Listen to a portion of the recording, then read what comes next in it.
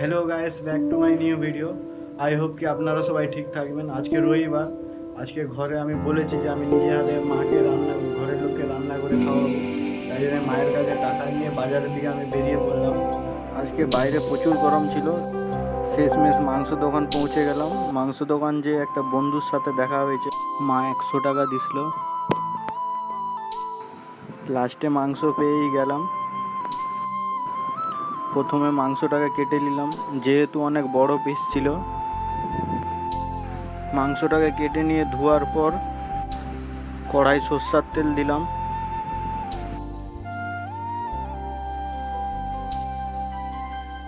তেল দেওয়ার পর কড়াই পেঁয়াজ দিলাম।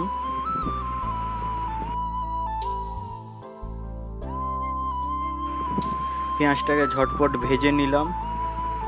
ভাজার পর পেঁয়াজের উপরে আদা রসুনের পেস্ট দিলাম। ঝটপট আদা রসুনের সঙ্গে পেঁয়াজের পেস্ট মিক্স করে নিলাম।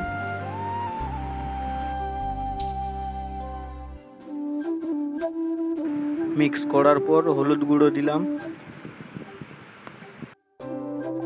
হলুদ গুঁড়োটা একটু মশলার সাথে মেখে নিলাম।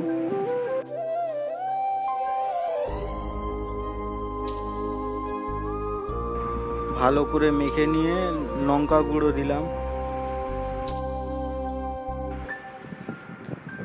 আমরা একটু বেশি ঝাল খাই, তাই জন্য 2 চামচ লঙ্কা গুঁড়ো দিয়েছি।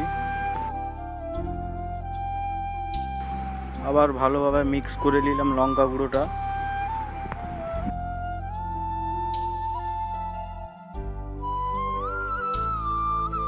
মিক্স করার পর অল্প পরিমাণ একটু নুন দিলাম। নুনটার সঙ্গে মিক্স করে নিলাম ভালো করে। মিক্স হওয়ার পর অল্প পরিমাণে একটু জল দিলাম।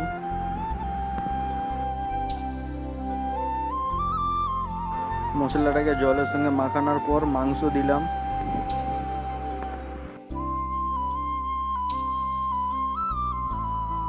মাংসটাকে ভালোটি করে মিক্স করে নিলাম।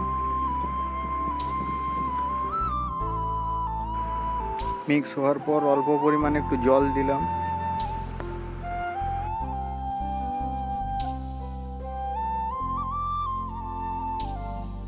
জল দিয়ে মেখে নিয়ে তারপর আলু দিলাম।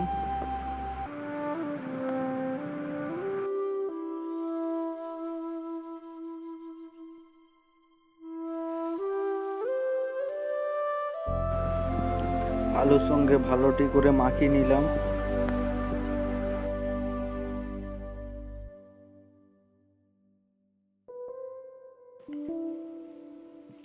মাখানো হয়ে গেলে একটু বেশি করে জল দিয়ে ঢাকা দিয়ে দিলাম।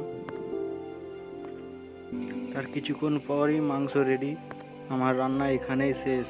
তোমরা খাবে নাকি? সবাই চলে আসো।